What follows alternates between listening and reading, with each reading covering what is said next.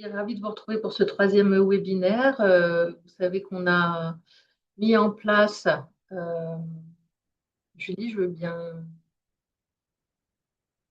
Voilà, on a mis en place un cycle de 3 modules. Pour ceux qui nous ont suivis depuis le début, le premier module, c'est vraiment bâtir son projet, voir si le Made in France est compatible avec son concept et surtout vraiment travailler son concept autant que son business plan. Donc, on vous parle de tout ça, on vous parle du prix du Made in France, on vous parle aussi des valeurs du Made in France et de la réglementation. Le modèle 2 qu'on a eu il y a très récemment, c'est une fois qu'on a bâti tout son projet, on commence à dessiner ses produits et donc on va aller jusqu'au prototypage.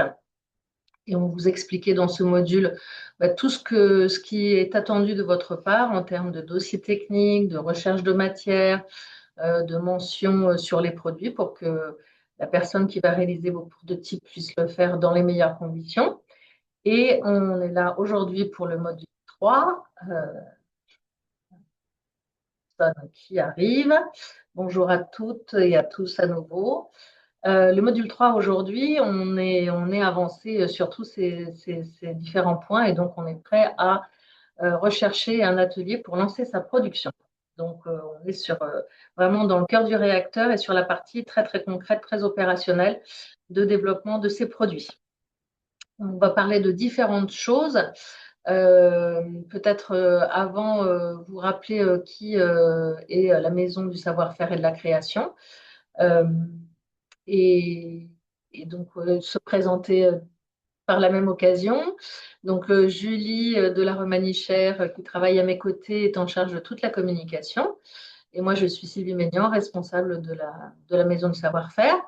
Vous dire en quelques mots qu'on a un statut un petit peu particulier puisqu'on est une structure d'intérêt général. C'est très important puisque cela signifie que tous nos services, l'accès à la plateforme, nos conseils, tout ça est totalement gratuit pour vous, pour tout l'ensemble des acteurs de la filière textile, mode, habillement.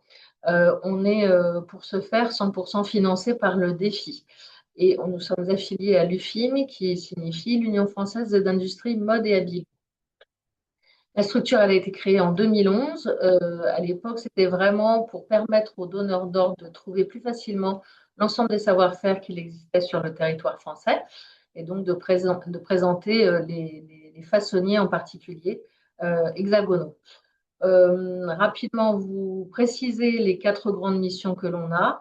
La première étant de valoriser les façonniers et leur savoir-faire. Alors, nous, on est tous les mois sur le terrain, on fait beaucoup de visites d'ateliers et on en profite pour réaliser et rédiger des articles. C'est Julie qui s'occupe de faire ces articles de présentation des savoir-faire des façonniers qu'on vous invite à retrouver sur le magazine de notre site. Notre deuxième mission, c'est vraiment de faciliter la mise en relation et pour cela, on a l'outil de la plateforme. On va vous la présenter plus en détail. Et enfin, on est là aussi pour vous conseiller. Donc, on a une partie accompagnement et conseils personnalisés pour vos recherches spécifiques. Quand vous avez besoin d'aide, n'hésitez pas à nous contacter de la même manière. Et enfin, on contribue à des projets filières, en particulier sur la promotion des métiers techniques pour assurer la relève des prochaines générations dans les ateliers. La plateforme, on va le détailler. Vous allez pouvoir retrouver sur la plateforme l'ensemble des savoir-faire sur toute la chaîne de valeur. Bien évidemment, toute la partie façonnier, fabricant. Alors, je ne sais pas si tout le monde sait ce qu'on appelle un façonnier. Un façonnier, c'est un atelier de confection qui travaille à façon, voulant dire en sous-traitance à partir de votre cahier des charges. Donc, on va retrouver les façonniers présents en France, encore une fois, bien sûr, sur la partie vêtements, mais aussi sur la partie accessoires de mode. En clair, tout ce que l'on peut porter, la chapellerie, la ganterie, les ceintures, les collants, les chaussettes, les bonnets, les écharpes, les foulards, etc. Et aussi toute la partie linge de maison. Et quand on parle de vêtements, c'est vêtements bien sûr adultes, mais aussi le maillot de bain, la lingerie, la naissance, le bébé, etc., etc. On va retrouver aussi sur la plateforme ce que l'on appelle des prestataires de services. Prestataires de services, ça peut être des ateliers, mais quelque part, ils ne font pas la confection, ils interviennent à un moment donné. D'abord, dans les prestataires de services, vous allez retrouver par exemple les modélistes ou les bureaux d'études pour la mise au point de vos collections et le prototypage, mais vous pouvez aussi retrouver ce que l'on appelle les ennoblisseurs. Les ennoblisseurs, c'est-à-dire qu'ils vont travailler soit sur la matière, soit sur le produit pour l'ennoblir. Alors, beaucoup d'ennoblisseurs travaillent par exemple sur la personnalisation ou la décoration, c'est-à-dire on va retrouver des imprimeurs, des brodeurs, des plisseurs, des plumassiers, etc. Mais ça peut être aussi les acteurs des apprêts ou de la teinture, par exemple. Et enfin, dernière catégorie, on va retrouver sur la plateforme différents fournisseurs de matières et composants. Alors honnêtement, on n'est pas exhaustif sur la partie matière, puisque on est davantage sur la partie confection sur la plateforme, mais les fabricants qui souhaitent être les fabricants de matières, pardon, qui souhaitent être sur la plateforme, on les accueille euh, bien évidemment. Donc, vous pouvez aussi trouver certains fournisseurs sur la plateforme.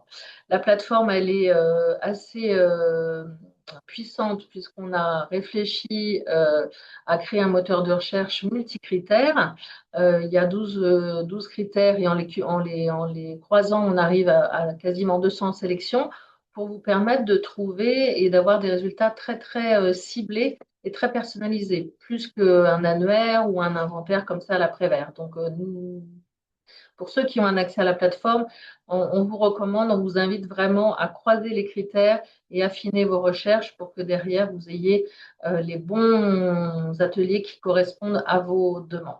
Il y a surtout un critère qui est pour vous prioritaire, que vous voyez en bas de l'écran, qui s'appelle Bienvenue aux jeunes créateurs. Donc, n'hésitez pas à filtrer vos demandes avec ce critère. Bienvenue aux jeunes créateurs, ça veut dire plusieurs choses. À la fois, ce sont des ateliers qui sont en capacité de répondre et de vous épauler dans vos besoins, parce qu'on sait que quand on démarre, on n'a pas forcément tout de suite le bon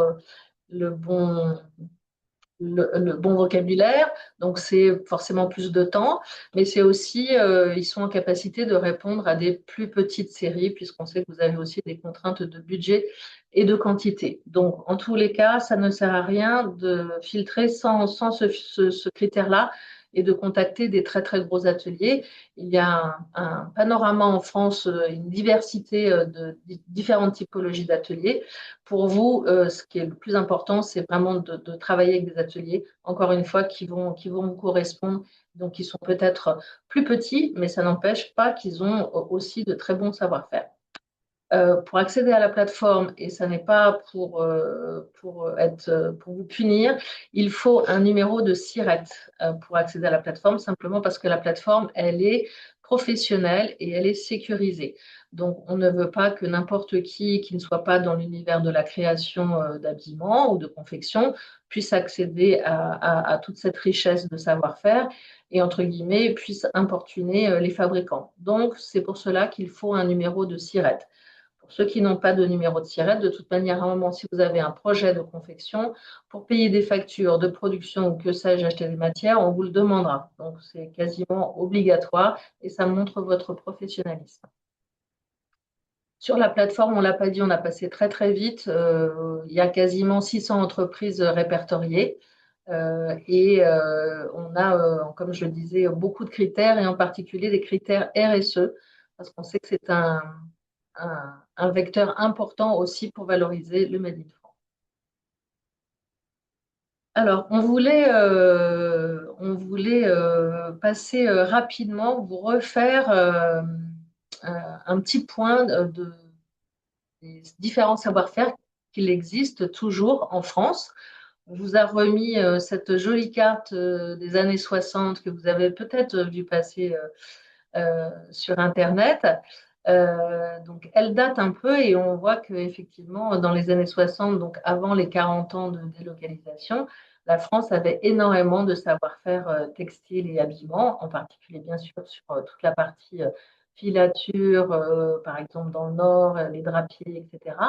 Bon, malheureusement, qui ont beaucoup disparu. Et voilà, il y avait une vraie richesse et la France était reconnue comme étant un des pays leaders en termes de confection d'habillement. Alors, c'est moins le cas, puisqu'encore une fois, on a connu les appros au grand import. Pour autant, plusieurs filières continuent de se défendre et se sont adaptées au cours des années pour continuer à exister. Et donc, on vous a refait, pour ceux qui chercheraient, un peu, alors c'est une synthèse, hein, donc faut le prendre un peu comme, on va dire, c'est dans les grandes masses, mais un peu les différentes régions et historiquement ce pourquoi elles étaient réputées et surtout ce que l'on continue à trouver dans ces régions. On va commencer par les Hauts-de-France. Donc, c'était une région textile très, très importante, mais qui le reste, on va trouver encore dans les Hauts-de-France des tisseurs, en particulier des gens qui travaillent sur le lin, puisque vous savez que le lin, la France est très, très réputée et au global, en partant de Calais et en allant jusqu'en Bretagne, toute cette côte-là, et en remontant même jusqu'à Amsterdam, toute cette côte-là, c'est là où se trouve la culture du lin. Donc la France est un pays important en termes de culture, et dans les Hauts-de-France, on continue justement à tisser et à cultiver le lin. On va retrouver les quelques denteliers, fabricants de tulles, de broderies sont aussi dans les Hauts-de-France. Et les Hauts-de-France, pour se démarquer et continuer, comme je le disais, à exister, se sont aussi spécialisés dans tout ce qu'on appelle les textiles techniques. Donc, qui ont des propriétés à l'usure, à l'abrasion, qui peuvent être antidéperlants, etc., etc. Ça, c'est pour le Nord. Il y a quelques ateliers de confection, honnêtement, pas beaucoup, mais il y en a certains, et en particulier des petites structures qui peuvent travailler avec la jeune création. On va partir directement en Île-de-France, plus proche. Là, en fait, c'est un bassin très important en termes de confection et de mise au point produit. Mais la spécialité de l'Île-de-France, la spécificité, ce sont des tout petits ateliers. Il y avait une culture très importante du sentier à l'époque. Alors, tout ça a beaucoup évolué de la même manière, mais ces petites structures, ces petits ateliers ont été repris et continuent à vivre et se sont spécialisés en particulier sur de la mise au point prototype pour la haute couture, pour les défilés. Donc, on est plutôt sur des ateliers qui travaillent avec les grands donneurs d'ordre luxe et aussi des tout petits ateliers qui peuvent travailler avec la jeune création, qui sont assez agiles, qui n'ont pas forcément tous les savoir-faire, mais en tous les cas, on a toujours beaucoup d'ateliers qui sont de moins de 10 personnes. Hein, c'est vraiment des petites structures. C'est très rare de trouver des grands ateliers en Île-de-France. Après, on a effectivement un peu plus loin de Paris, mais, euh, mais encore une fois, c'est un problème tout simplement de place. La région Grand Ouest, c'est une région très très importante en termes de confection. On va dire, on parle de la Normandie et on va descendre jusqu'à Nantes. Là, vous trouvez la grande majorité des très beaux ateliers de confection qui travaillent pour la grande majorité avec les grands donneurs d'ordre du luxe. Donc, malheureusement, peu adapté à vos besoins et à vos produits. Pour autant, c'est pareil en région. On est allé la semaine dernière visiter un atelier à Rennes qui travaille avec la jeune créateur. Il y a un atelier à Nantes qui fait ça aussi très bien. Donc, il y a un renouveau aussi de nouvelles et de plus petites structures qui peuvent répondre à vos besoins. L'Ouest étant aussi réputé pour tout ce qui va être vêtements marins. C'est là où on va retrouver les grandes marques type Saint-James, type Royal Mail, etc.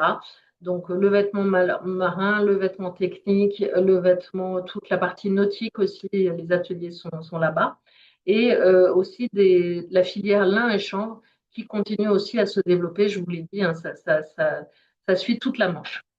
Euh, pour continuer notre petit tour de France, allons en Nouvelle-Aquitaine. Alors, ce n'est pas une grosse région de confection.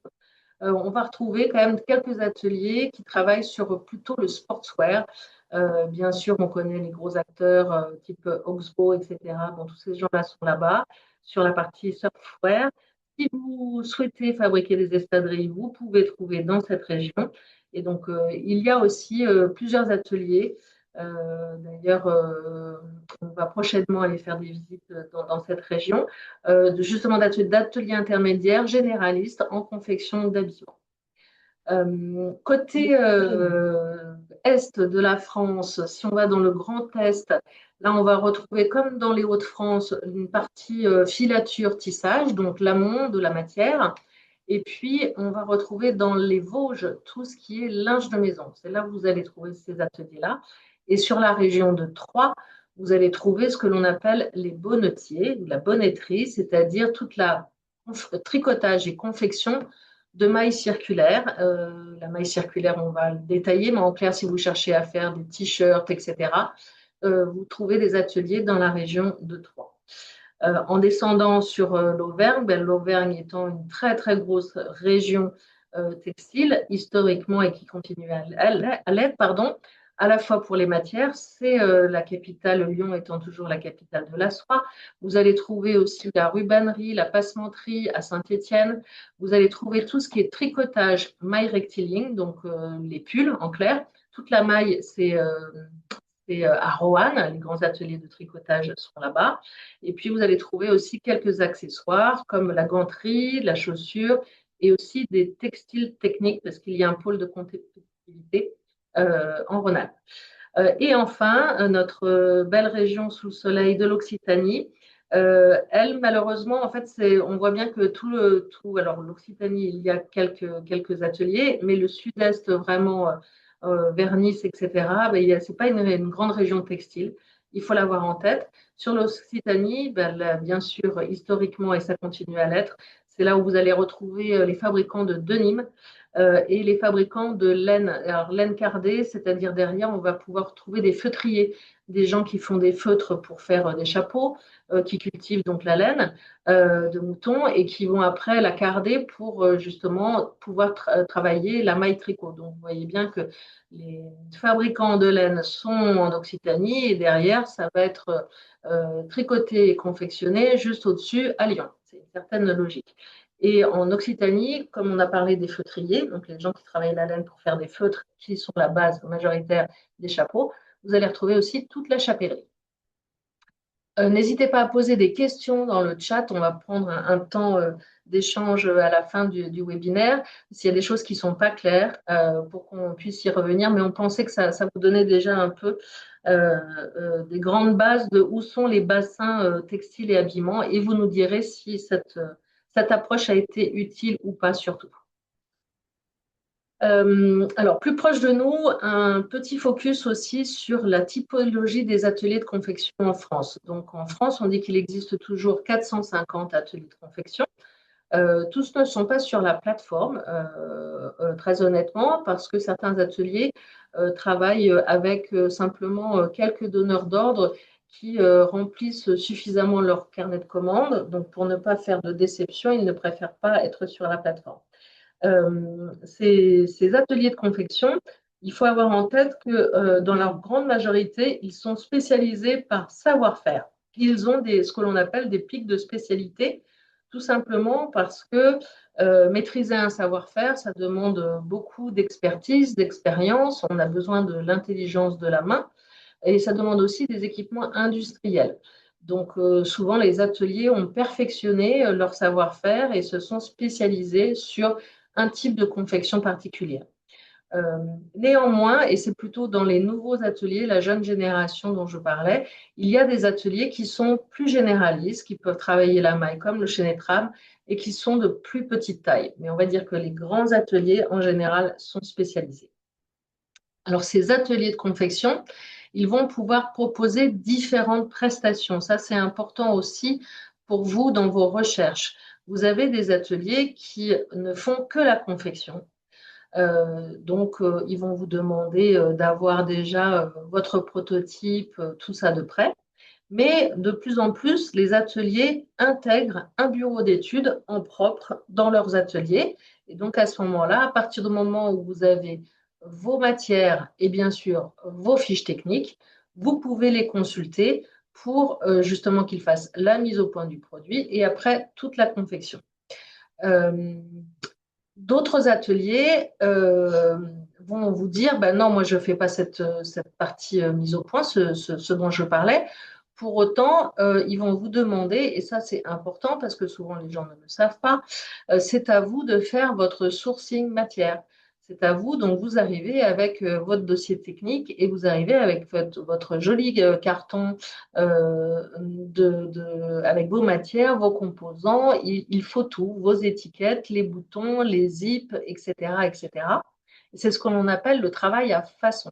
C'est-à-dire, comme je disais au début, façonnier, je travaille en sous-traitance avec votre cahier des charges, mais c'est vous qui fournissez l'ensemble des composants.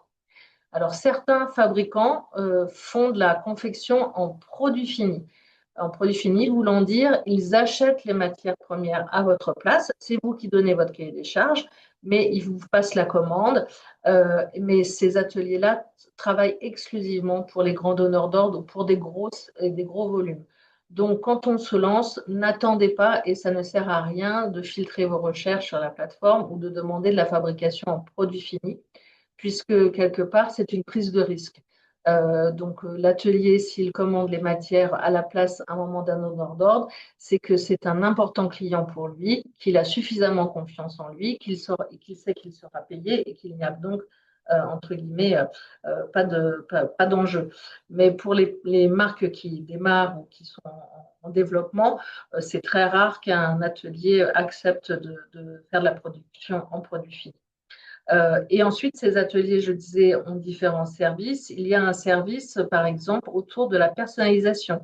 Regardez bien sur les fiches des entreprises quand vous avez besoin, mais certains ateliers sont équipés, même s'ils font de la confection en premier, sont équipés de machines à broder ou sont équipés pour faire de l'impression. Donc, ça permet dans ces cas-là de mutualiser et d'avoir un même atelier pour, bien sûr, la confection et les services de décoration de produits si on en a besoin. Euh, euh, donc, vous voyez, donc on le redit, hein, on vous l'a remis une deuxième fois, utilisez le filtre Bienvenue aux jeunes créateurs pour avoir plus de chances d'avoir des réponses à vos demandes. Sinon, ça risque d'être des bouteilles à la mer. Donc ça, c'est l'organisation des ateliers. Et comme on le disait, ben, il y a plusieurs ateliers qui sont capés, qui ont une structure justement pas trop grande pour répondre aux besoins des jeunes créateurs et encore une fois à vos contraintes. On vous a remis justement à droite de l'écran l'ensemble des savoir-faire qui sont répertoriés sur la plateforme. Bien sûr, toute la partie habillement, chez Netram, Jersey, si vous cherchez à faire par exemple du cuir, le vêtement technique, le sport, bon, les uniformes, vous êtes sans doute moins concernés, la lingerie, le bébé, les access, le textile maison et aussi si vous cherchez par exemple à faire des petits accessoires type des trousses, etc., vous allez les retrouver dans la dernière catégorie. Euh, on voulait vous montrer justement, sur l'écran d'avant une petite démo de la plateforme rapidement. Sachiez à quoi ça ressemble. Donc, vous voyez, vous pouvez faire une recherche libre, mais vous pouvez aussi rechercher par activité, donc les 3 activités que l'on vous a présentées. Le fameux filtre Bienvenue aux jeunes créateurs qu'on va tout de suite cliquer parce que vous voyez, là, on a 590 et là, on tombe à 264. Donc, ça, voilà, ça vous permet de vraiment travailler en entonnoir. Et puis après, vous allez retrouver les savoir-faire qu'on vient de voir, mais après, vous pouvez critérisés par directement produit. Tous les produits que l'on peut porter sont répertoriés euh, sur tous les segments de marché, hein, l'habillement, mais aussi la lingerie, et tout ce que l'on a vu, les accessoires, par tous les types d'accessoires. Et après, vous avez la partie service, et c'est là que vous allez retrouver, ben, si vous cherchez un modéliste, par exemple, si vous cherchez un bureau d'études pour faire vos prototypes, si vous cherchez des ateliers qui fabriquent en upcycling, on ajoute régulièrement des nouveaux critères. Si vous cherchez un atelier qui offre un service de réparation pour la partie justement prolongement de la durée de vie du produit et la partie décoration dont on a parlé, donc la broderie, la dentelle, les fleurs. Voilà, c'est beaucoup plus détaillé que ce que je n'ai dit. Après aussi, vous allez pouvoir filtrer, par exemple, par cible, par niveau de gamme. Ça ne sert à rien, j'imagine, pour vous qui vous lancez, de travailler avec des ateliers qui ne travaillent que dans le luxe. Bon, bah, tout de suite, on y en a 180. Ça vous évite de perdre votre temps à envoyer des demandes qui ne seraient pas qualifiées. Et vous pouvez aussi filtrer directement par volume de production, label et aussi région, puisqu'il y a une carte de France qui est interactive. Donc, quand on fait différents choix multicritères, par exemple, Julie, je chercherais un atelier qui fait euh, du pantalon en sportswear. Est-ce que tu peux me trouver ça? Voilà, donc vous avez voilà, en sportswear. Donc on a 25 ateliers et après bah, vous continuez à croiser en disant bah, je voudrais que ces ateliers sportswear, c'est pour faire une collection femmes et qu'il ait un bureau d'études. Voilà, par exemple. Donc, vous voyez l'utilité d'avoir des choix multi-critères pour que vous ayez tout de suite les bonnes entreprises à contacter. Et ensuite, après, bah, quand vous cliquez sur une fiche, allons par exemple chez Le Point Français, euh, vous voyez, vous avez l'ensemble des savoir-faire qui sont présentés, la taille de l'entreprise, bien sûr son adresse, où est-ce qu'elle est située. Vous pouvez contacter l'entreprise directement via la fiche. Et puis, vous avez aussi ses labels, ses spécialités, enfin voilà, tout ce qui vous permet de dire, ben, je vais trouver, y compris, là, voilà, encore je le disais, la plateforme est très professionnelle. Vous avez toutes les spécificités techniques. À un moment où vous cherchez à faire du rouleau tes mains, vous cherchez à faire un atelier qui sait gérer le point de chaînette, par exemple, etc. Vous avez ou tel type et qui travaille le jean, bah, par exemple, bah, voilà, cet atelier peut confectionner du jean et fait aussi en même temps de la maille et du jersey. Donc, ça fait partie des ateliers plus généralistes dont on a parlé.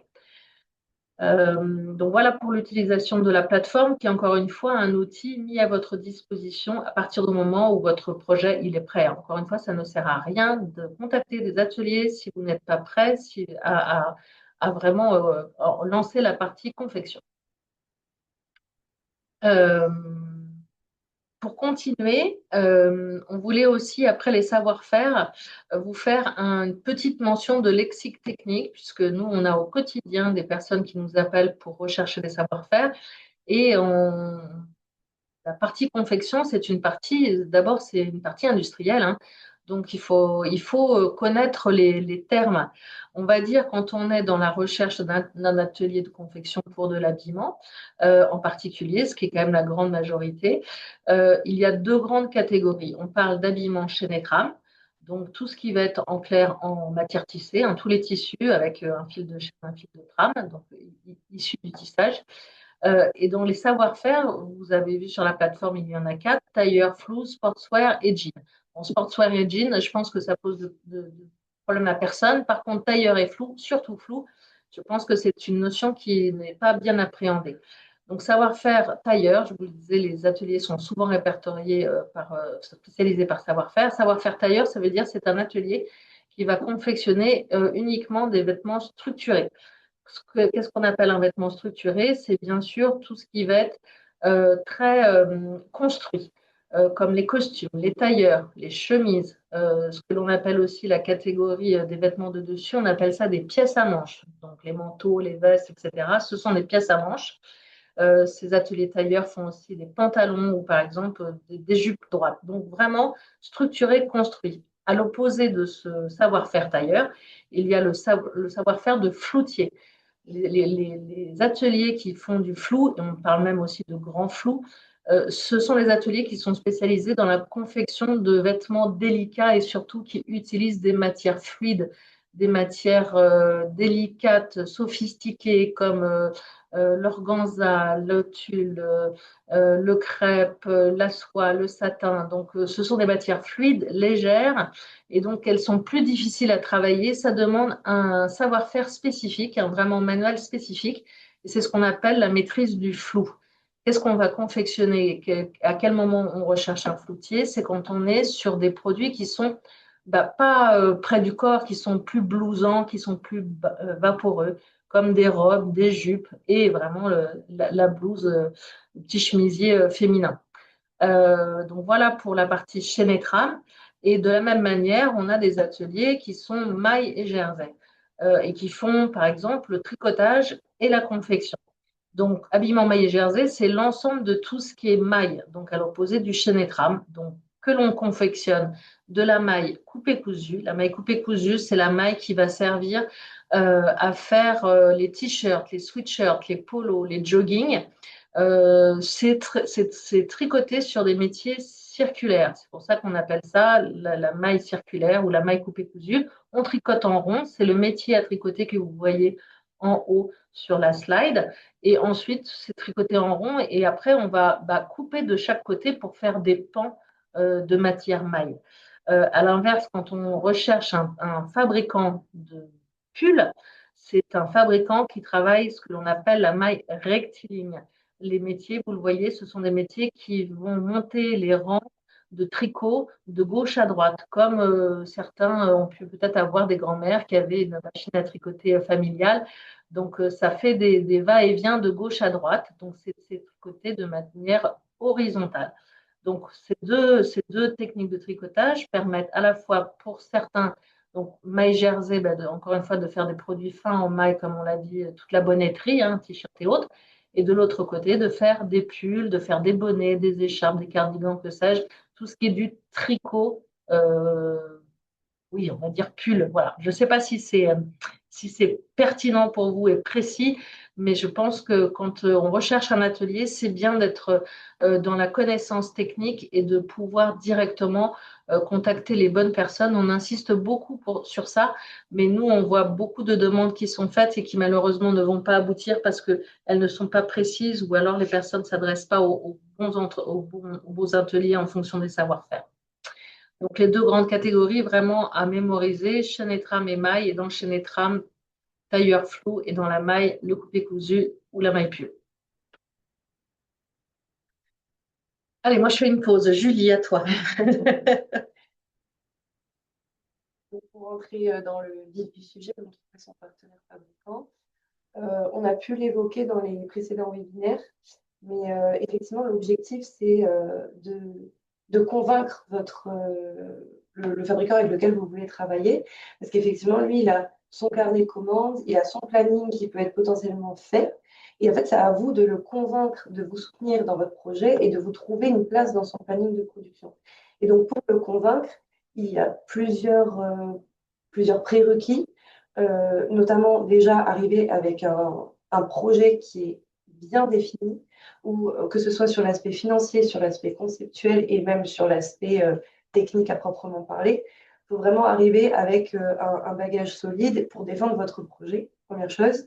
La deuxième chose, c'est donc ce bagage que vous allez lui amener, il faut que vous l'ayez élaboré de façon extrêmement rigoureuse, ne serait-ce que pour les documents que vous allez lui donner pour qu'il lance vos produits en production. Donc, on a parlé précédemment dans le webinaire de fiches techniques, de dossiers techniques. Et en fait, dans ces documents-là, les informations primordiales pour que le fabricant puisse comprendre votre projet et pouvoir le placer dans sa prod.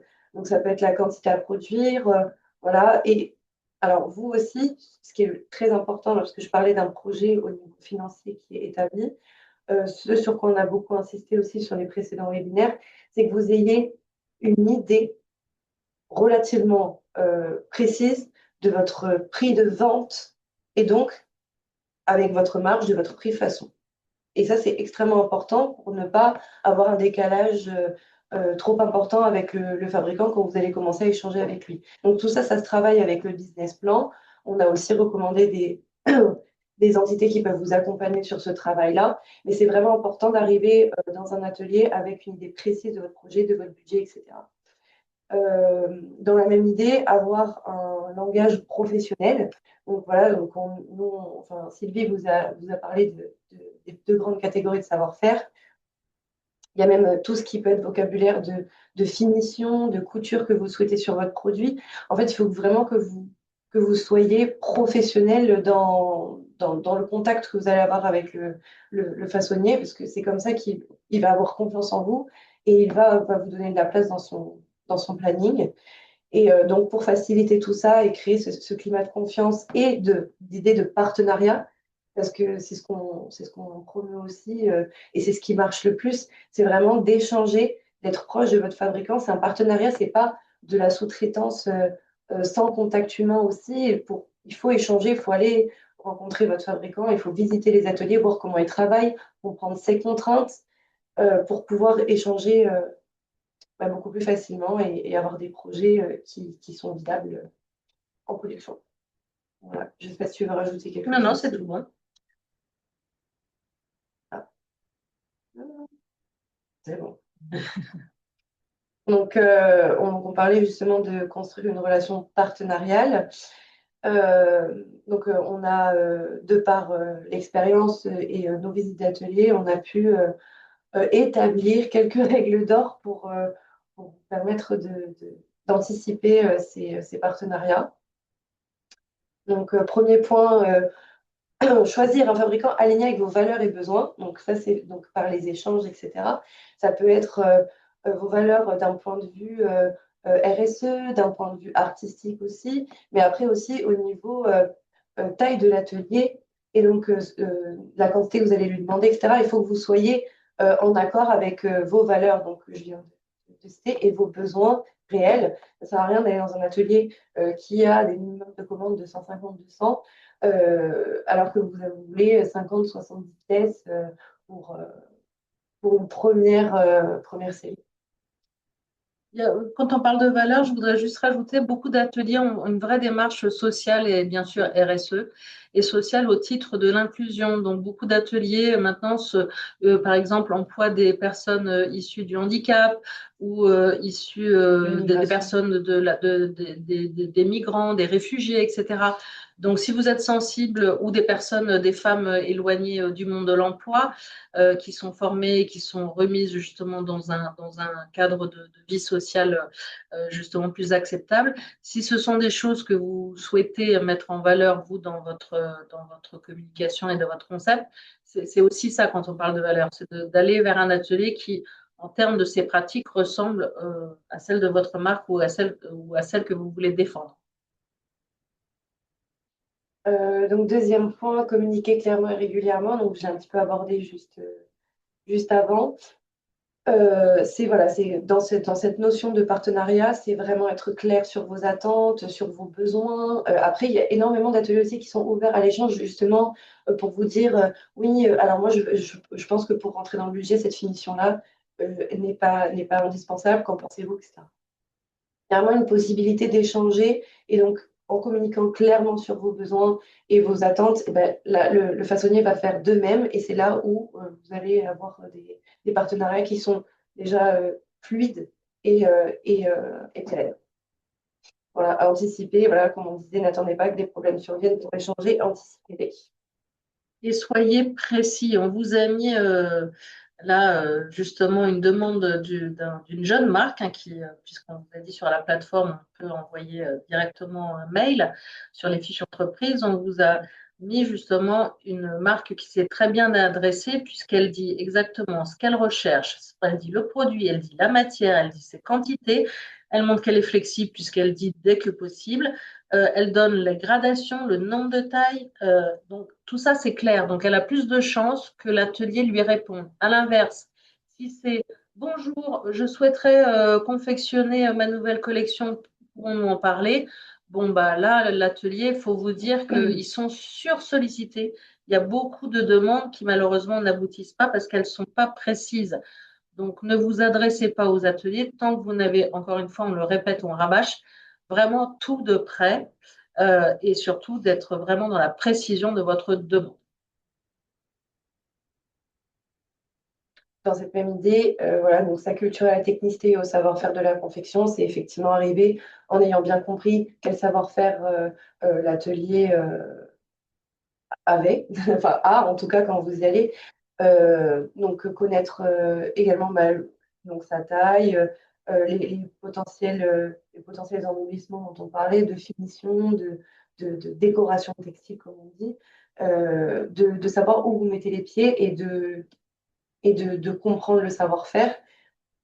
Ça facilite beaucoup plus les échanges et au moins vous n'allez pas vous retrouver potentiellement avec une pièce qui n'est pas ce que vous aviez en tête initialement parce que bah, le dialogue a été compliqué au vu d'un manque de connaissances sur le sujet, sur le produit, sur la technicité du fabricant. Ça permet de gagner du temps et d'éviter justement les erreurs de production, etc. Voilà. Donc, quatrième point, j'ai abordé tout à l'heure également, être à l'écoute des conseils de votre fabricant. Oui, vous avez des attentes, vous avez des envies, vous avez une idée en tête, ce qui est justement bien, parce que vous arrivez avec un projet défini. Par contre, il faut être ouvert aussi au fait que la personne que vous avez en face, elle fait ça depuis des années, elle connaît les réactions des textiles, elle a pu voir des productions avec des choses qui ont plus ou moins marché. Et effectivement aussi au côté financier, vous conseillez de faire des définitions ou un produit, ajuster votre produit pour qu'il prenne moins de temps de confection et donc qu'il vous coûte moins cher. Tous ces conseils-là, il faut arriver à les entendre aussi et à les prendre en compte dans vos échanges il y a une logique de co-développement, vraiment, dans la production. Et donc, on vous a mis un exemple d'un don. Donc, nous sommes deux jeunes entrepreneurs avec un solide bagage scolaire, mais nous ne connaissons pas réellement le monde du textile et ses codes pour le moment. Voilà, donc c'est hyper important ce que vient de dire Julie, le côté s'acculturer. On a l'impression, parce qu'on travaille dans la mode, que c'est frivole et que c'est facile. C'est très compliqué, il faut l'avoir en tête, c'est très compliqué de produire une collection.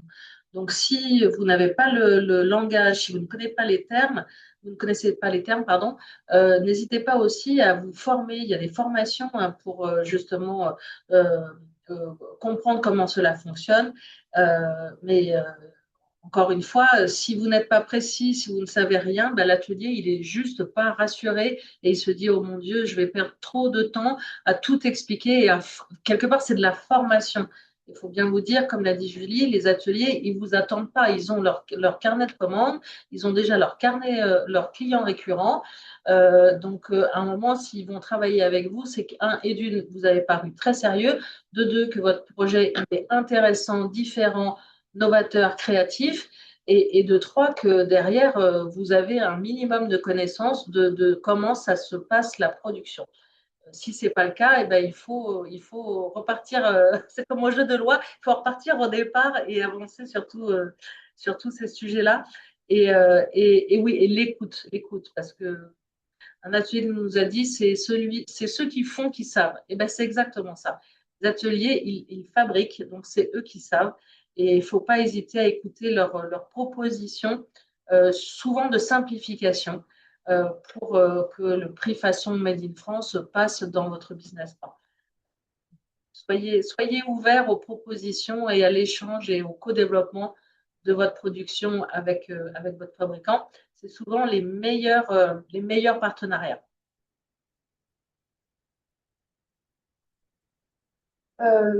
Toujours dans la même logique de partenariat, donc d'être ouvert et donc s'adapter, c'est au niveau justement du rythme de l'atelier. Effectivement, euh, l'atelier a son planning, avec peut-être un peu de chance, vous allez tomber à un moment où il va y avoir un peu moins de production à ce moment-là, donc tant mieux pour vous. Mais en général, le planning est fait et surtout est prévu pour un certain temps en avance. Donc, c'est à savoir comment vous pouvez vous adapter aussi en fonction du planning de l'atelier, savoir qu'il faut faire une partie de production à tel moment, peut-être une autre partie à un autre moment, être ouvert à ça. Alors, on sait aussi que dans la mode, il y a des dates précises, hein, il y a des sélections, hein, voilà. Bah, tout ça, ça s'anticipe. Ça se discute aussi avec le fabricant. Est-ce que pour telle collection, est-ce que ça peut sortir cette année? Est-ce que oui, non, etc. Accepter aussi qu'il peut avoir des périodes de pic et donc être moins disponible. S'il a une commande avec énormément de produits, il la fera passer logiquement avant, euh, tout simplement pour être rentable. Et ce qui est assez important aussi, c'est qu'il faut vous dire que entre le moment où vous avez remis vos fiches techniques au fabricant et où vous recevez votre production, il faut compter minimum 6 mois. Parce qu'il y a des échanges, il y a le travail de mise au point et de lancement de production, et puis surtout, effectivement, le planning qui n'est peut-être pas en faveur d'un nouveau client dans l'atelier. Sixième point, donc cultiver une relation à long terme. Donc, effectivement, quand on dit anticiper, c'est anticiper aussi potentiellement votre prochaine collection. Et donc, voir avec le façonnier si il a de la place pour vous sur la prochaine collection, sur les prochains temps de production. Lui, ça le rassure. Et en fait, ce qui est intéressant aussi, c'est que là, on vous parle vraiment de vous devez convaincre, vous devez vous adapter. Mais en fait, quand vous grandissez ensemble avec l'atelier, l'atelier peut aussi faire des concessions parce qu'il a confiance en vous, votre marque, ça fait 2 ans qu'il travaille avec vous. Il peut être en capacité oui, de faire des concessions pour vous aider aussi. Et ça, on l'a très souvent vu quand justement il y a des partenariats de confiance qui se sont mis en place. Il n'y a voilà, pas de problème de paiement, de livraison, etc. Et c'est là où justement vous grandissez et vous faites grandir l'atelier aussi, qui grâce à vos commandes récurrentes peut recruter, il grandit, il peut produire encore plus pour vous, etc. Il y a cette logique aussi là. Et quand on dit long terme, ça c'est aussi un point très important. Même si vous démarrez petit, au début avec peu de pièces, essayez autant que faire se peut à votre premier rendez-vous de dire, bah voilà, nous, année 1, on lance ça. Par contre, année 2, on prévoit de lancer X quantité en plus. Et année 3, on est sur cette tendance-là. Parce que du coup, ce que Julie disait, c'est cette idée de visibilité. L'atelier, ça ne l'intéresse absolument pas de faire une collection one shot et après de ne plus entendre jamais parler de vous. Il n'a pas que ça à faire et ça veut dire autant de nouveaux clients à recruter. Sachant que, donc encore une fois, même si vous démarrez petit pour les ateliers qui sont en capacité de travailler sur des petites quantités, c'est bien voilà, d'essayer aussi de le séduire en disant, mais nous, notre progression, l'évolution que l'on voit pour notre marque en année 2, en année 3, voilà ce que l'on projette. Et donc, du coup, bah, vous lui donnez, comme le disait Julie, de la visibilité en disant, bah, à un moment, oui, je serais peut-être amenée à recruter, j'aurais peut-être besoin d'acheter un autre équipement machine, j'en sais rien, moi, sur quelque chose de précis. Mais tout ça, ça s'anticipe. Donc, c'est pas juste bonjour monsieur, j'ai 30 jupes à produire, allez, au revoir. Ça marche pas. Hein. Ça n'intéresse aucun atelier. Et les ateliers, ceux qui sont prêts à jouer le jeu avec la jeune création, c'est pour nouer des partenariats de longue date. Et tout le monde a envie de travailler avec une future marque qui va connaître beaucoup de succès. Donc, ils ont tous envie de travailler avec la jeune création, mais ils ne veulent pas faire juste j'appuie sur un bouton, je produis et puis après, j'en entends plus parler. Ça arrive souvent, malheureusement.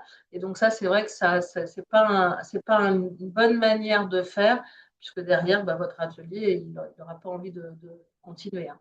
Il y a une autre chose qu'il faut que vous ayez en tête, hormis les jeunes, les nouvelles structures qui sont vraiment dédiées à la jeune création, les ateliers plus classiques, globalement par an, ils peuvent prendre 1 à 2 nouvelles marques par rapport à leur carnet de commandes déjà actifs avec la fidélité de leurs clients.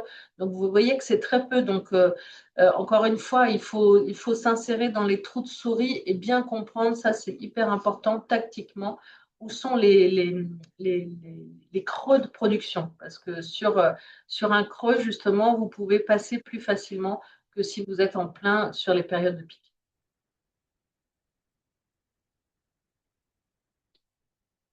J'y vais.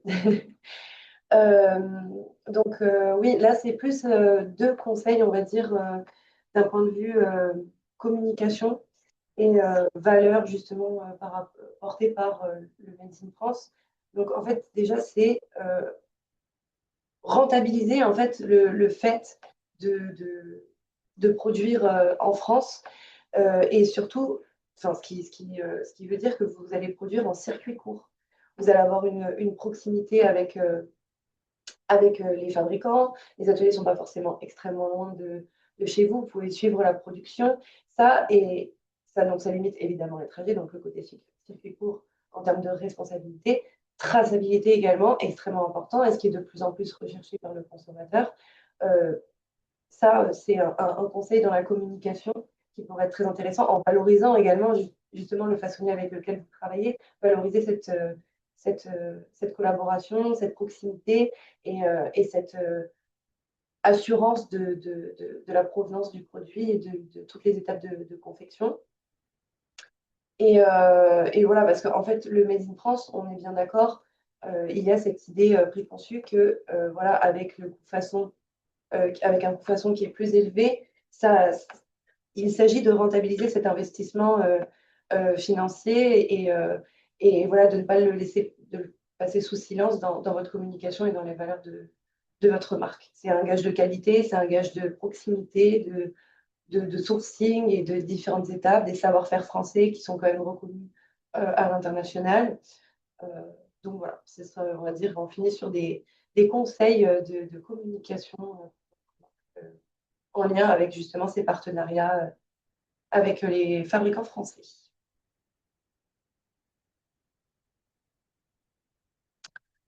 Donc pour ceux qui étaient là pour la première fois, sachez qu'on redémarre les trois modules, en commençant bien évidemment par le module 1 dès le 8 juillet prochain.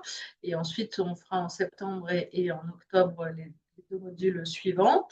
On le disait, n'hésitez pas à vous abonner, à suivre nos actualités sur les réseaux sociaux. Julie publie beaucoup de nouvelles, de visites de nos ateliers. Donc, ça donne à voir justement, au-delà de la plateforme, certains nouveaux ateliers que l'on a visités ou référencés.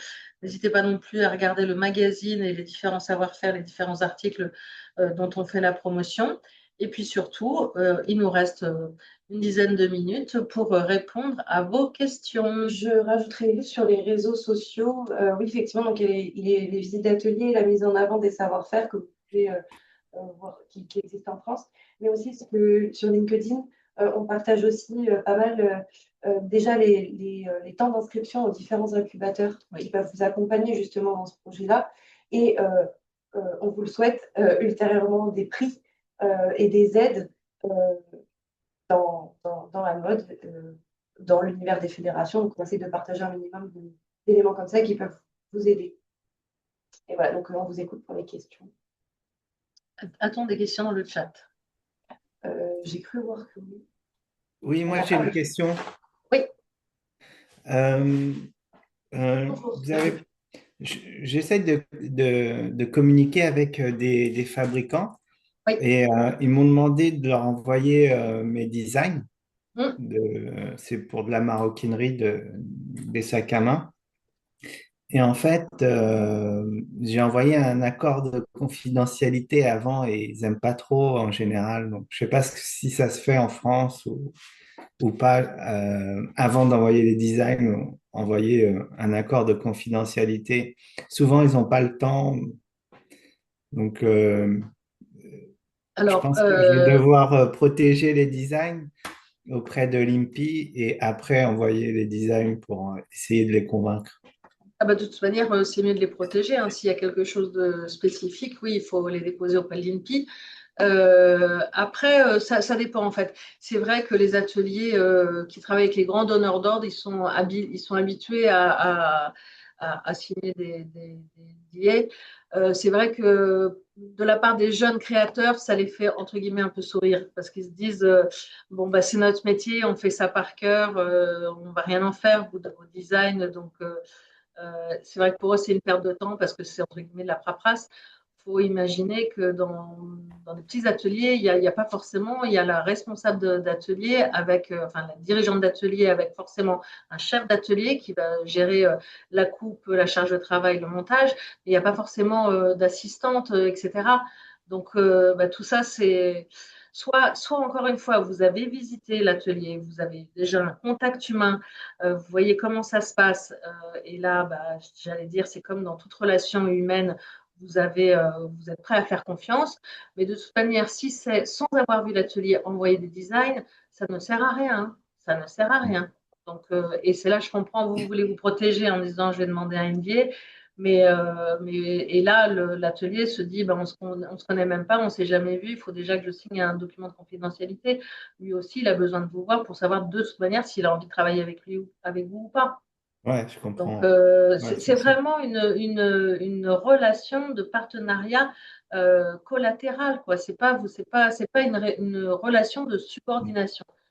Ouais, Encore une fois, sans la fabricant, vous ne pouvez rien faire, vous n'aurez pas votre produit. Donc la partie confection, c'est un atout.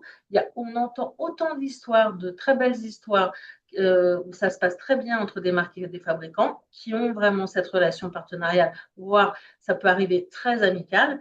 Et on a autant d'histoires où ça se passe mal parce que justement, il n'y a pas eu cette compréhension, cette entente, cette découverte. On voit très bien que dans des relations humaines, c'est déjà compliqué de bien comprendre une personne. Il faut qu'on n'a jamais vu et qu'on ne connaît pas. Là, vous allez lui confier votre production. C'est un enjeu. Donc, il faut d'abord aller sur le terrain, visiter, rencontrer, demander à voir des productions déjà réalisées, échanger. Voilà, échanger. ouais, C'est pas d'accord. bonjour, monsieur le boucher, je veux 1 kilo de viande. Ouais, c'est sûr. C'est sûr. Ok. Ok, merci beaucoup. Autre question? Y avait-il des questions dans le chat? Merci.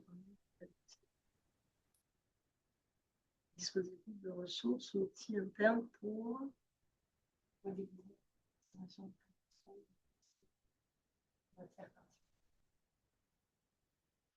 Alors, je ne vois pas les questions, moi.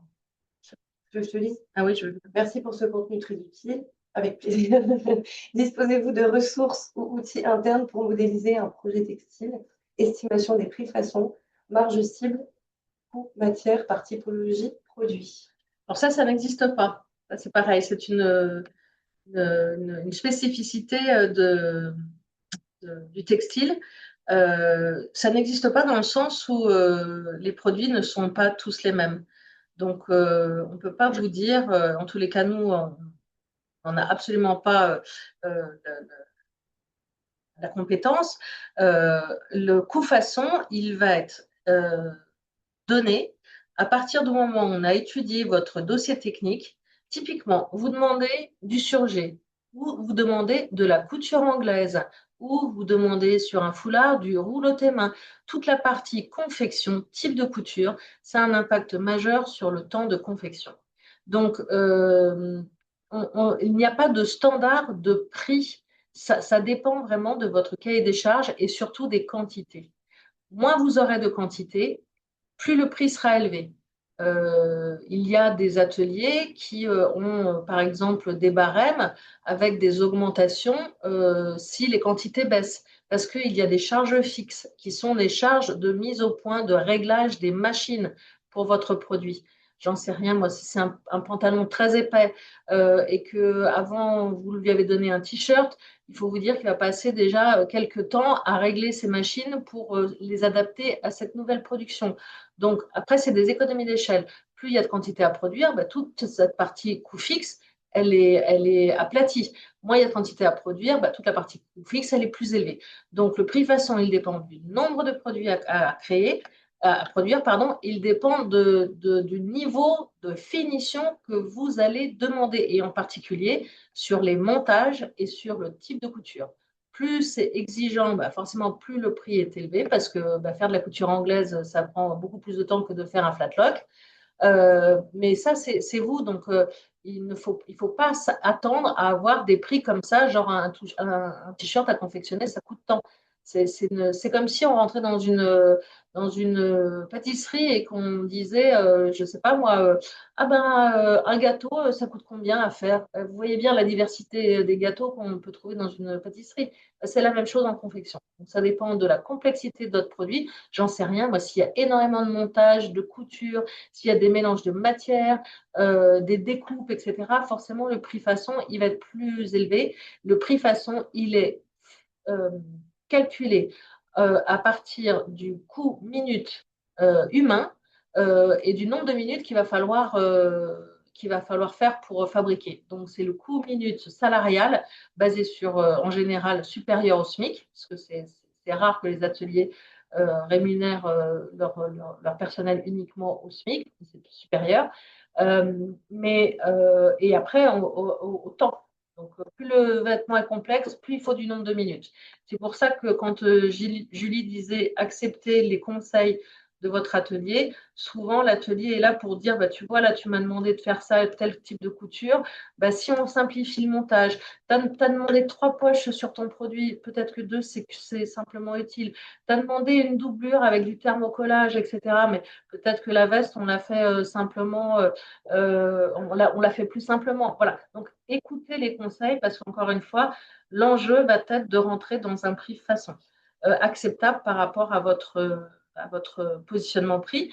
Et toute la partie positionnement prix, soit vous réinscrivez au prochain webinaire du 8 juillet, soit vous pouvez revoir en replay sur notre chaîne YouTube, le premier qu'on a déjà fait, où là, on parle justement des coefficients multiplicateurs qu'il faut avoir entre son prix de vente public pour diviser par la marge et par aussi, si vous êtes en wholesale ou en retail, par le coefficient du revendeur. Donc voilà, mais ça n'existe pas en tous les cas, c'est un vœu pieux, c'est une chimère de penser qu'on peut avoir un prix euh, fixe, standard par typologie de produit.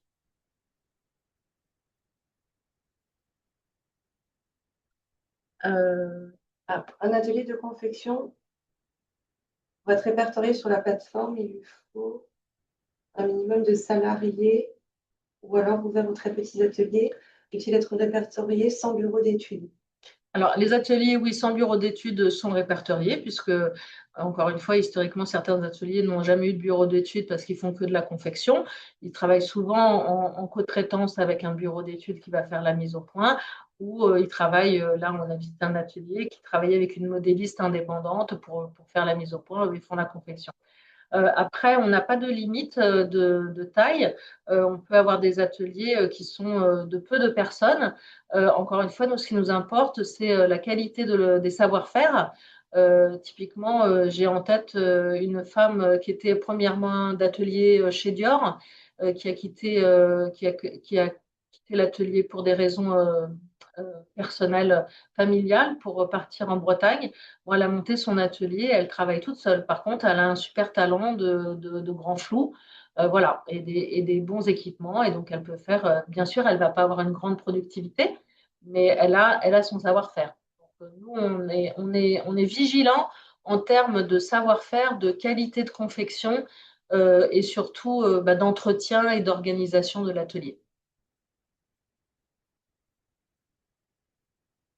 Je ne sais pas si ça a répondu à la question.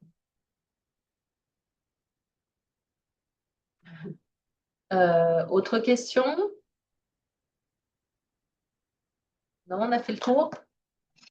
Est-ce que la partie technique sur les savoir-faire dans l'Hexagone, les différents vocabulaires vous ont été utiles ou c'était des choses que vous maîtrisiez déjà? Ça, c'est une question, c'est pour notre retour d'expérience. Ok. Écoutez, si vous n'avez pas d'autres questions, on vous souhaite un bon appétit et puis on aura beaucoup de plaisir à vous retrouver pour ceux qui souhaitent continuer à vous inscrire au webinaire, à vous retrouver dès le mois prochain. Merci de votre attention. À bientôt.